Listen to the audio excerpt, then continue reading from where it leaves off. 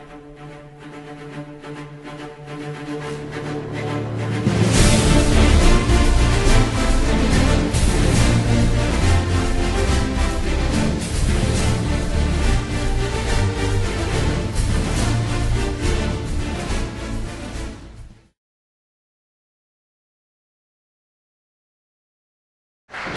tambah sikit apa yang disebut oleh saudara Syam tadi. Sebut pasal tak ketuhan ya. Salah seorang daripada anggota Suruhanjaya RIK yang menjadikan draft perlembagaan Malaysia, iaitu Profesor Sir Ivor Jennings daripada Cambridge, University Cambridge, dikatakan sebagai seorang yang tak pedulikan Tuhan. Seorang anggota Suruhanjaya RIK yang terlibat dalam menerapkan perlembagaan kita, dan dia memberikan pandangan bagi perkara 153 kedudukan istimewa Melayu ya. Ivor Jennings ini seorang yang tak pedulikan Tuhan. Saya tak maksud sama dia etis atau agnostik, tapi yang jelas bahawa dia tak pedulikan Tuhan. Jadi apa yang kita bangga-banggakan sekarang 153 ini adalah merupakan satu perkara yang ditinggalkan oleh seorang yang seperti itu ya. Kemudian Tentera British tadi, saya ingat saya pada tahun 71 sahaja, that was the point where the British completely withdrew from Malaysia, Southeast Asia. Sebab itu FDPA tadi dibuat perjanjian dengan Australia, dengan New Zealand, dengan Singapura dan UK. Dan jangan lupa bahawa pembentukan Malaysia tahun 63, ini mungkin sensitif ya, ada merupakan satu grand design juga yang dibuat oleh British ya. Jadi terpulang kalau kita mentafsirkan sejarah sebenarnya, tapi kenyataan ataupun fakta tetap fakta. Sebut soal komunis, mungkin ada yang sudah terlupa bahawa agak ramai pemimpin UMNO yang ditangkap kerana dikatakan terlibat dengan komunis, termasuk Tan Sri Abdul Ahmad yang di SAA Dola Lanas. Tan Sri Abdul Ahmad ditangkap pada tahun 76 bersama dengan Abdullah Majid bersama dengan Samad Ismail atau Samad Tiga Abdul waktu itu. Dan mungkin ada yang kata bahawa Abdullah Ahmad adalah classmate Tun Hanif di MCKD.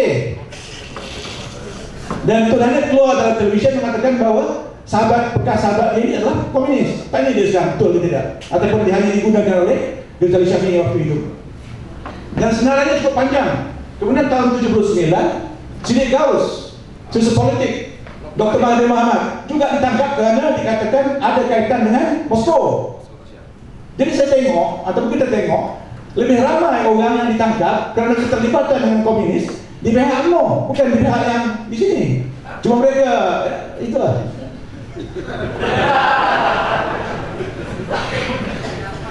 Saudara pergilah tengok tubuh negara. Patung tu semua patung orang putih. Tak ada hidung macam saya ni. Jadi yang lebih sembah kita sembah orang putih. Kalau tubuh tu rupa orang Melayu lain juga, tubuh orang putih. Dalam salah satu perjanjian damai antara Parti Komunis Melayu dengan Kerajaan Malaysia, mesti tubuh negara itu sepatutnya ditiadakan dan filem Bukit Kepung dihentikan. Kalau tak percaya, tanya Tan Sri Rahimno. Dan kita tengok ucapan Rahimno masa perjanjian damai itu. Begitulah juga Tan Sri Norimai. Ini dua orang polis yang berulang alik untuk membuat perjanjian damai. Kena carilah, kena baca lah. Kena baca waktu saat dari bodoh sampai ke mampus. Kena cari pandangan, termasuk pandangan Tengku Rahman terhadap mereka yang berjuang menentang Melaya. Kita kena tengok semua ni hadirin sekalian, baru kita dapat faham sedikit sejarah kemerdekaan, walaupun kita tak profesor dalam bidang itu. Saya diberitahu bahawa Profesor Ko Kai Kim menyebut soal Mak Indra ini bukan asal anak Johor. Jadi kalau soal asal-asal ni tak usahlah kita sebut. Tak elok lah yang cakap tu asal mana. Kita kira yang berada di Melaya sekarang rakyat Malaysia, semua kita adalah rakyat Malaysia. Masa itulah rakyat Melaya.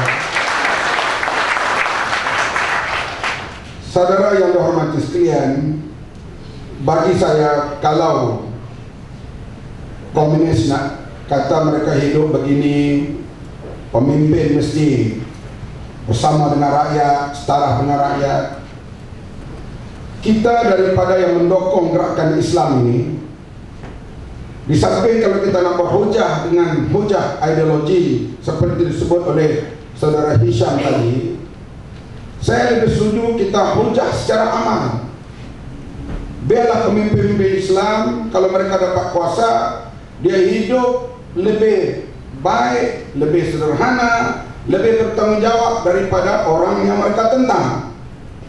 Kalau kita lihat zaman awal Islam dahulu, kita ambil Khalifah Umar Al-Khattab, dia memerintah dunia ini begitu luas, daripada Yaman sampai Mesir sampai Palestin, semua Iraq bawah satu ketua. Waktu itu dia pakai baju baru, ditanya oleh rakyat, mana kamu ambil duit? Ini sistem accountability hisbah yang diwujudkan di zaman awal Islam. Kalau itu kehidupan pemimpin, marilah ideologi apa pun tak boleh lawan dengan Islam. Masalahnya sekarang, semua pemimpin-pemimpin Islam hidup macam Fir'aun. Betul kan? Tengok di negara-negara Arab, bila jatuh pemimpin, harta 33 bilion, 40 bilion. Saudi Arabia ke? Daripada Libya ke? Daripada mana ke? Jadi pemimpin dengan rakyat itu telah terlalu jauh. Maka hadirin sekalian, orang Islam mencari pandangan-pandangan lain untuk mereka cuba membawa justice dan keadilan. Inilah yang berlaku terutama sekali 700-800 tahun kebelakangan ini. Sebab itu bagi saya, kalau pemerintah Islam nak dihormati, naik dan orang semua pandang, di antaranya hadirin sekalian, mesti kita lawan dengan akhlak, lawan dengan amal, lawan dengan contoh, bukan lawan dengan hujah semata-mata. Saya ambil contoh sikit saja, bukanlah kita kata hebatlah, telah mana sangat, tapi sikit dia buat. Misalnya kalau ni Aziz di Kelantan, dia bila jadi pemimpin sudah 20 tahun sebuah negeri yang dibesarkan sekolah, yang dibesarkan masjid, bukan dibesarkan rumahnya. Walaupun sedikit begitu, penghormatan orang kepada beliau dan kepada Islam itu sudah berlainan. Banding sekarang ni, kalau kita tunjuk cakap Islam, kita jimat cermat, bersyarah buat televisyen, jangan membazir hari raya, tengah duduk cakap tu tunjuk cincin 24 juta. Ini yang kita tidak mau, hadirin sekalian. Dan sebab itulah kita harap mereka yang nak pegang ideologi ataupun akidah Islam mesti tonjolkan akhlak lebih daripada perkara-perkara yang lain. Wallahu a'lam. Bagi meja membang.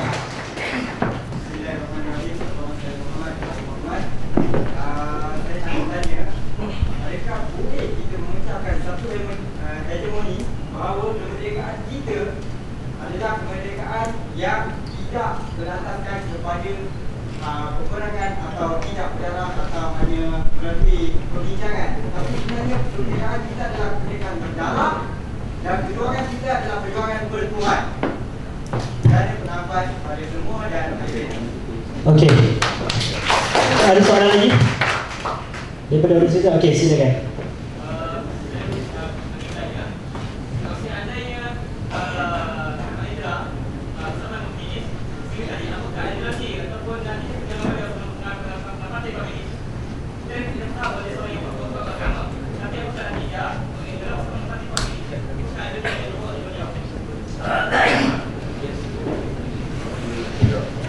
Okey, Tuan Haji tak saja nak jawab ni, kita serahkan kepada anda. Sebenarnya saya dulu pula. Tadi adiknya menyatakan bahawa Mak Indra tidak menganut ideologi komunis. Dr. Mahathir pernah dipecat daripada UMNO. Semasa dia dipecat daripada UMNO, dia nak lawan Tengku Rahman dan Perikatan. Macam mana? Dia naik atas pentas bas. Artinya nak berlawan, kadang-kadang naik atas pentas siapa pun tak apa. Betul tak? Karena kita ikut kepimpinan melalui tawaran.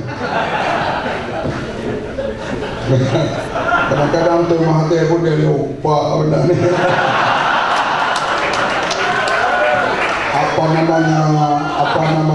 dia lupa. Dia besarnya akan tuntas pak. Hadirin yang hormati sekalian, memang saya bersetuju dengan saudara Hisham, sejarah tak boleh ditulis ulang. Artinya sejarah adalah sejarah, cuma highlight itu. Kita kata kalau menjelang merdeka, tunjukkanlah orang yang memperjuangkan kemerdekaan. Saya sebut tadi Tok Janggut, Mat Kilau, Dr. Burhanuddin, termasuk seorang lagi ulama yang dituduh komunis, Abu Bakar Al-Bakir. Ini dituduh komunis juga, dibuang di Pulau Derajat. Pulau Derajat itu juga tempat dibuang Umar bin yang mengatakan kita akan mandi darah masa peristiwa bersih itu nih. Hari bersih itu guru silat itu ada, tapi tuan-tuan tak nampak karena dia merasa.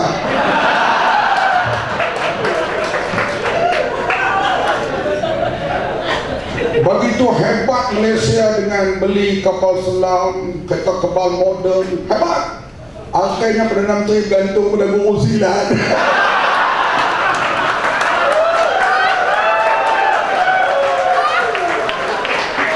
Ini joke of the year.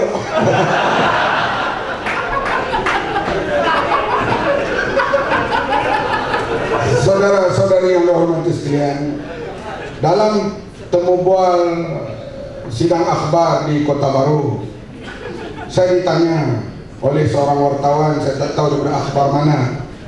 Dia kata, Tuan Haji, bukankah tidak bersyukur, berterima kasih karena Malaysia merdeka melalui perundingan tanpa tumpah darah, air liur dan pen, itu Melaya mencapai kemerdekaan. Bukankah Tuan Haji tidak bersyukur? Saya kata, yang tak mengalir darah, yang tak mati UMNO, yang lain banyak mati, ribu mati dalam perjuangan ini, tapi yang tak mati UMNO. Sebab parti lain diharamkan, pemimpinnya ditangkap, masuk penjara, hanya UMNO yang diizinkan bergerak. Dia seorang ada, dia lah kuat. Tapi saya yakin kalau di ambang merdeka hari itu diambil referendum kepada rakyat Melaya, manakah pemimpin yang rakyat setuju untuk memimpin Melaya? Sama ada Dr. Burhanuddin, Tunku Rahman, ataupun Datuk On, rakyat akan memilih Dr. Burhanuddin. Tapi semua kawan itu ke dalam penjara, termasuk Ahmad Mustaman. Termasuklah pemimpin kiri pada waktu itu ialah Aisyah Ghani yang bersahabat dengan Ustazah Samsyah Pakeh. Ustazah tu, Ustazah Samsyah Pakeh kawan dari Cikgu Sak Surin. Jangan-jangan ada niat nak tahu itu.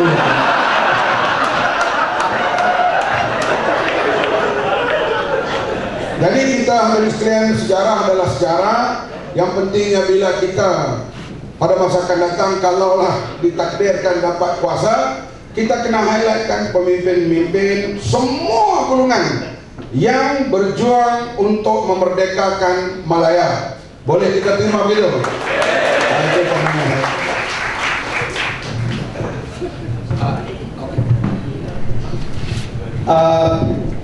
Dia United Malay National Organisation ni, hegemoni dia adalah untuk mengatakan bahawasanya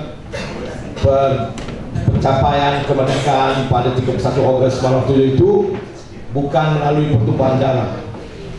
Ini kerana mereka nak menafikan perjuangan Parti Komunis Rakyat Melaya, untuk menafikan kumpulan-kumpulan kiri, untuk menafikan. Ini adalah pembohongan.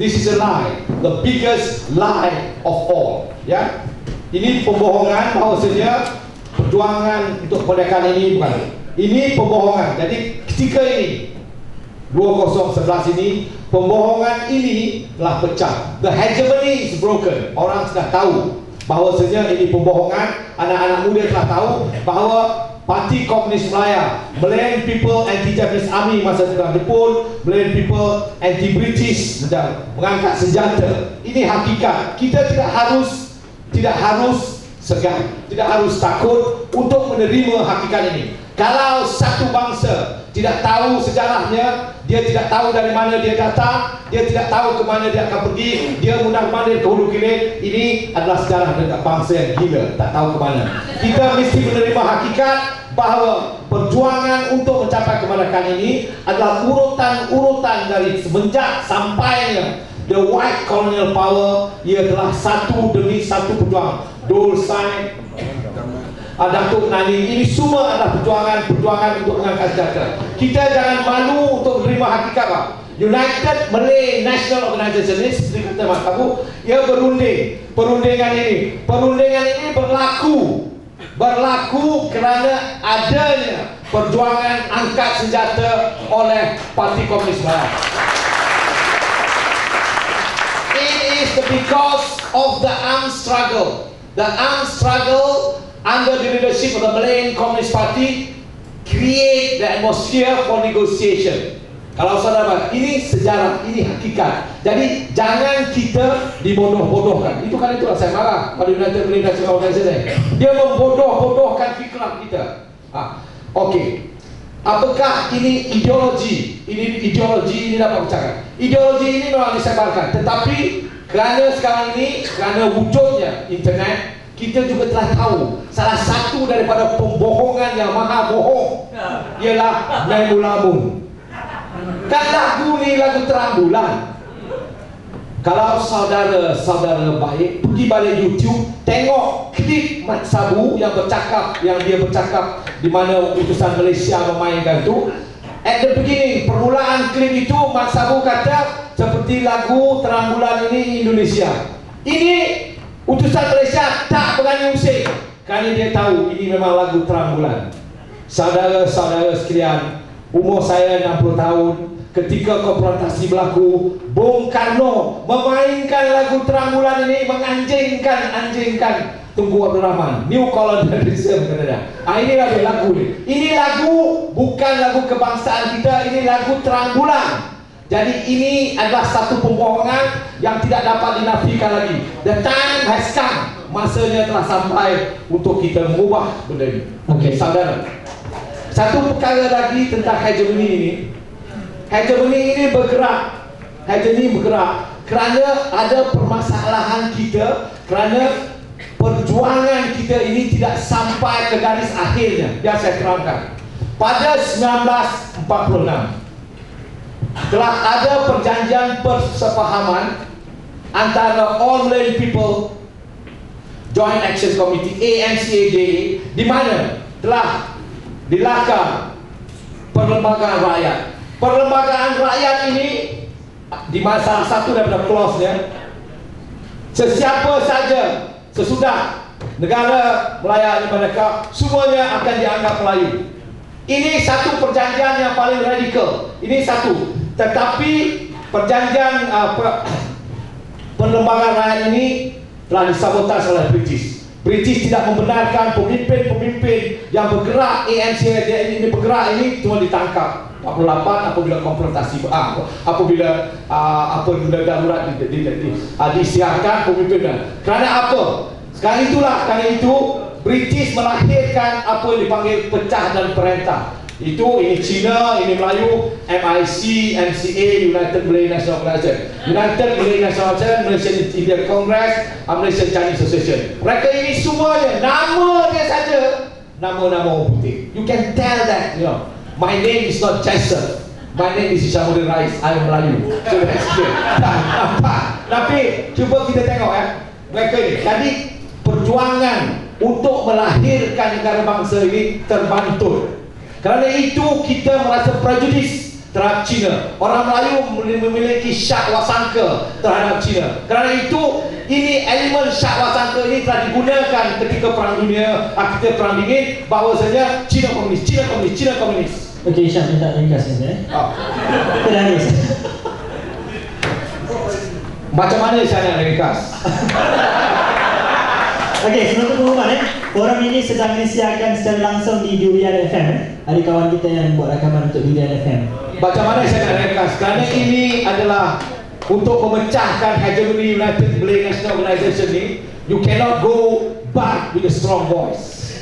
Okey, silakan Prof. Aziz. Saya nak menambah sedikit lah. Hari ini kita begitu di apa ni, cuba diajar untuk membenci komunis sebagainya. Tapi saya kadang-kadang merasa heran kerana saya teringat satu kenyataan seorang pegawai cawangan khas Bahasa Branch yang tak saya berpangkat AC, Assistant Commissioner di Maktab Polis Bukit di Jalan Ceras. Dia dengan bangganya mengatakan bahawa we have managed to put down this communist struggle without even firing a single shot. Ya. Jadi pegawai polis cawangan khas dengan bangganya mengatakan bahawa kita berjaya menamatkan perjuangan komunis tanpa berperang lah. Pada saya menafikan apa yang berlaku di Bukit Kepong, menafikan sumbangan pasukan keselamatan, anggota tentera dan polis. Dan malam ini dengan di wacana malam ini saya mengiktiraf Parti Komunis Melayu. Sebab beliau merujuk kepada perjanjian tahun 69 itu.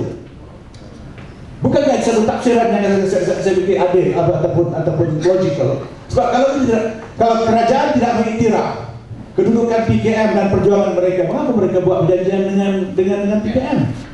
Mengapa? Ya. Cuma yang menjadi masalah, mengapa tidak semua ahli atau pimpinan PKM dibenarkan balik ke Malaysia?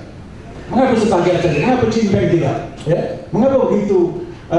Sedangkan kita perlembagaan kita mengatakan hari ini bahawa ada hak sama rata di kalangan semua rakyat, di kalangan semua orang, every person, bukan rakyat, every person, ya. Ya, every person dijamin oleh perlembagaan kita. Jadi kalau saya fikir menarikkan, saya fikir kita juga nak tahu apakah pimpin-pimpin UMNO yang pernah ditangkap di bawah ASA oleh kerana dikatakan terlibat dengan komunis, memang terlibat dengan komunis ataupun hanya fitnah semata-mata. Ini kita belum pernah dengar, baik Abdul Ahmad Jek dan juga Zubaid Gaus dan Zaman Ismail. Pernahkah mereka terlibat atau pernahkah mereka menganggap komunis? Sebab mereka sekarang menuduh Allahyarham Mat Indra dan sebagainya, tetapi kita tidak pernah dengar ya pengakuan mereka. Sebab ada sebagian masih hidup lagi. Mereka patut ke depan dan menafikan bahawa mereka tidak pernah komunis dan mereka ditangkap untuk dijadikan mangsa politik semata-mata. Ini segala yang saya fikir harus kita juga kemukakan dalam rangka dalam kesempatan musim komunis sekarang ini. Kita sudah tidak berapa ada, jadi saya terus kepada penggulungan boleh? Boleh kan? Ataupun ada soalan yang betul-betul tak boleh buka next call Okey, silakan penggulungan daripada Saudara Hisham, Tuan Aziz dan kemudian Saudara-saudari, saya nak bagi tahu tadi bilang soal bagaimana Mak Sabu kata rumah pasung, tersilap-silap dia kata polis. Konsep orang Melayu polis ini, konsep balai polis ini hanya dikonstruk 1971 oleh Ghazali Syafi'i.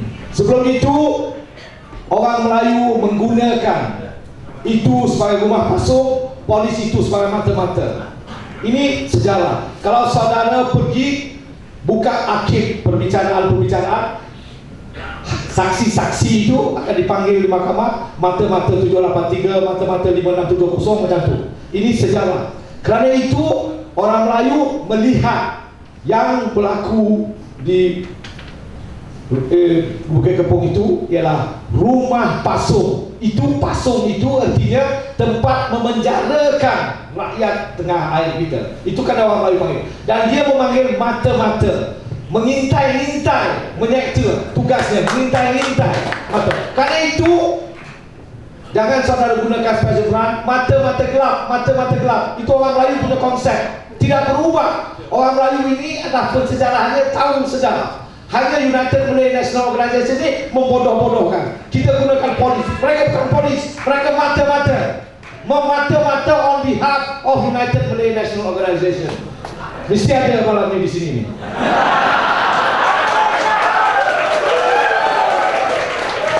Okey, rumah pasung itu saja. Jadi sekarang ini saya katakan sekali lagi, akhir sekali 2 minit ya, bahawasanya hegemony ini makin sehari makin utuh. Lies, pembohongan. Negara kita ini yang diwujudkan oleh anak sumbangsa ini berasaskan pembohongan tidak akan kekal.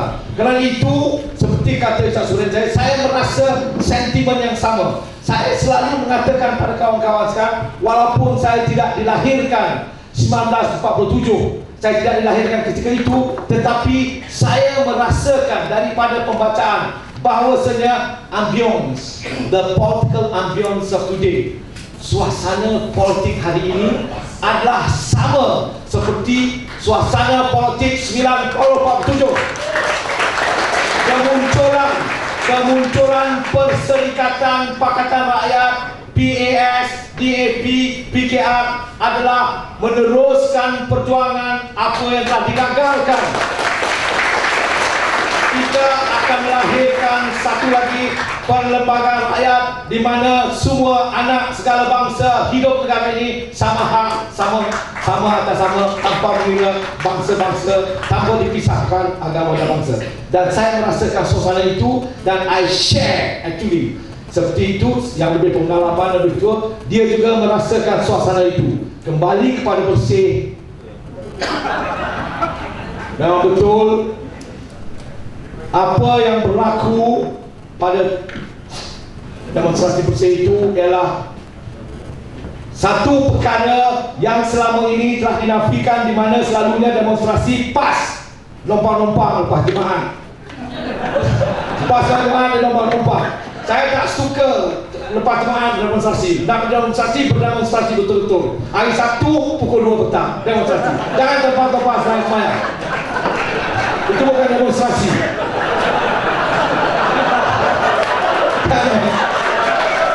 Betul tak? Tompang-tompang lepas semayang ni bukan demonstrasi. Itu malas buat kerja. Susun betul-betul. Okey. Pada 9 Julai itu telah dibuktikan. Dan itu saya tak pernah datang. Hari Jumaat demonstrasi tak pernah datang. Terpaksalah tak nak semayang. Aisyah tak boleh Jumaat. Okey.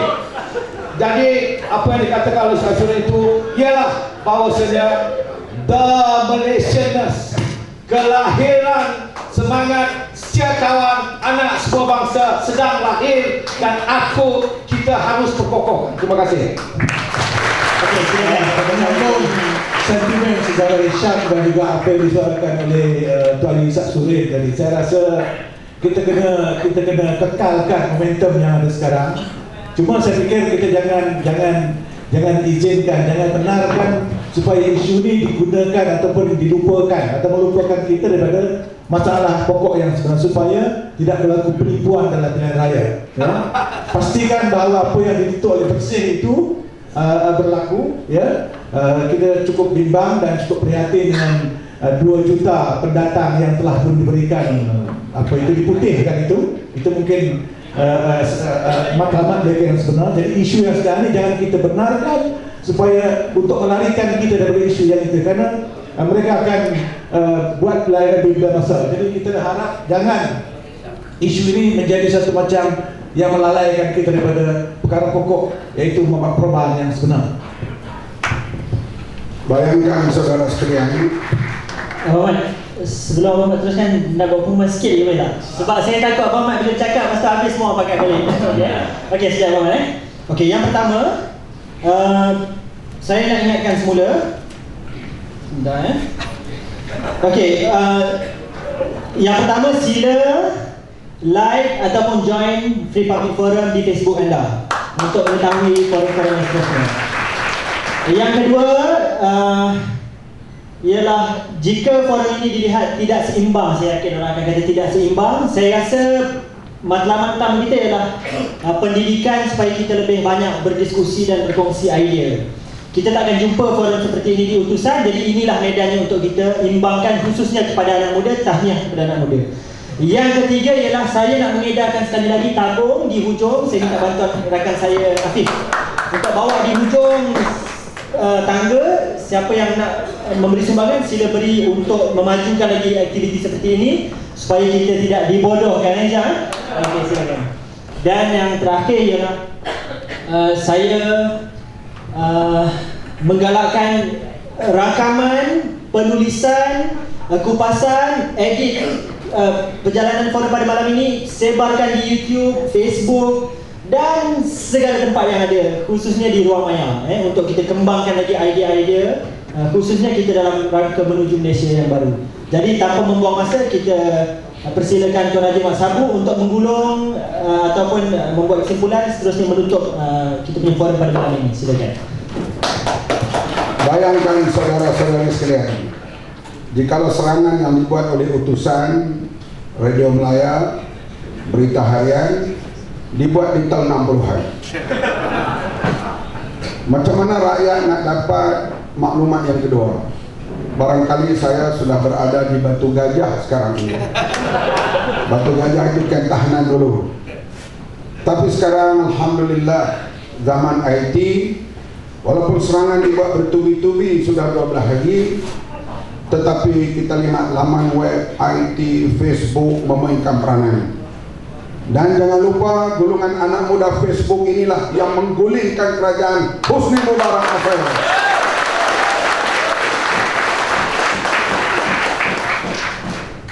Mat Indra dikatakan yang menangkapnya nama Mat Tokyo.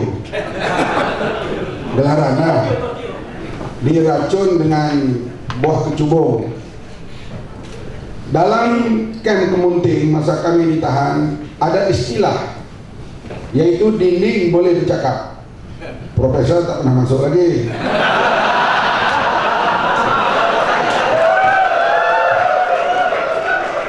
Artinya di kalangan kita yang ditahan itu ada di antaranya telah direkrut oleh SB. Sebab itu bila saya nak cakap sesuatu dengan Karpalse, saya tarik dia pergi ke tepi pagar jauh daripada orang lain. Karpalse, tapi sekarang dia dah berumur, kesianlah kat dia. Kadang-kadang nak bercakap dengan seorang kena tarik duduk jauh sebab dinding boleh bercakap. Artinya pihak lawan kita sentiasa rekrut di antara kita ini untuk menjadi orang mereka. Ini yang kita kena jaga dalam perjuangan ini. Lepas itu kita lihat kadang-kalanya dia bercakap wa makaru wa makarallah wa makaru wa makaru tum belah sana.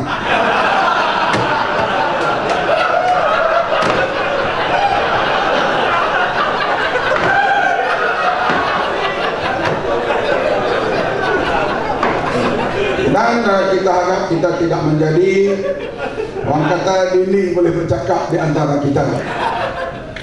Perkara yang seterusnya memanglah daripada tak buat langsung, buat lepas Jumaat jadilah.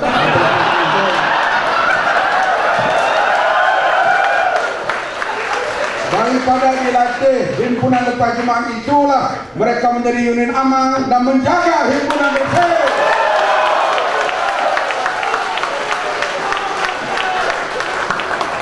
Hadirin sekalian, inilah anak-anak muda yang kita gerakkan sedemikian rupa.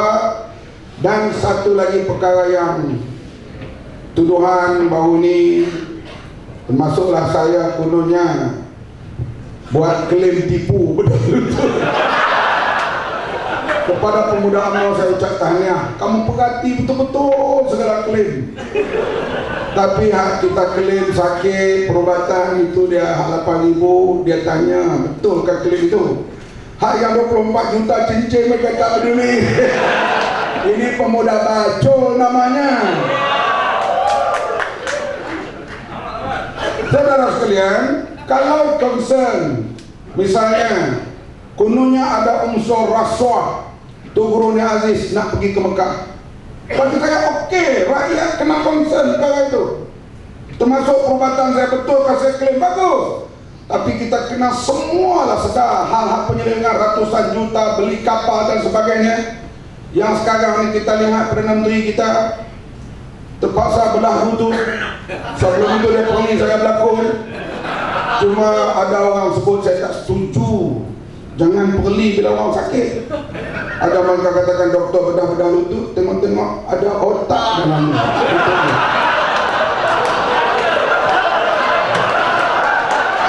Jangan perli ya, jangan perli, tak baik. Sebab ajaran agama kita orang sakit kita doakan supaya dia cepat sembuh. Walaupun Mahyudin, Tan Sri Mahyudin Yassin minta saya bertaubat segera dan bertakwa. Sebab itulah saya nak debat dengan dia, saya nak tanya di bahagian mana saya perlu bertaubat. Kalau betul hujahnya, saya sedia seperti apa yang disuruh oleh Sahibus Samahah Mahyudin Yassin. Saya bersetuju sangat dengan profesor kita.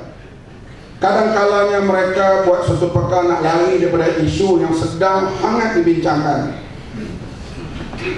Permintaan bersih 8 perkara. Mula-mula mereka kata diada-adakan oleh pembangkang. Mana ada, terutama sekali SPR timbalannya. Ini pembangkang ada-adakan. Kemudian anak-anak muda yang terlibat dengan kajian termasuk Syuhaidan pada NGO yang lain mendedahkan bagaimana daftar pemilih pincang begitu dahsyat, sehingga ada beberapa ribu yang namanya 2 kali dalam daftar pemilih. Ada rumah di Kota Raja 27, 29, 31. Rumah takat 31. Pengundinya terus ada 33, 35. Rumah tak ada, pengundi ada. Lebih dahsyat lagi, ada pula pengundi bernama Kampung Baru. Akhirnya hadirin sekalian, di atas perkara yang timbul begitu, Perdana Menteri bersetuju untuk buat select komiti membincangkan hal perjalanan pilihan raya. Setelah dia sebut, barangkali rakan-rakannya marah, kenapa tunduk kepada bersih. Seminggu kemudian dia kata, cuk, tak jadi. Select komiti ini keputusan mereka buat nanti tak bergantung. Kita boleh buat pilihan raya bila-bila masa. Pengurusi bersih pula mengumumkan, pengurusi SPR pula mengumumkan, kita sanggup bertemu dengan jawatan kuasa bersih. Bersih yang disiarkan haram sudah jadi halal kemudiannya. Inilah Malaysia tanah airku. Oleh itu kita dari sekalian, rakyat jangan kira kaum, jangan kira keturunan bersatu. Ubah pemerintah ini, boleh? Baik, terima kasih. Kita berikan tepukan yang murah kepada kita punya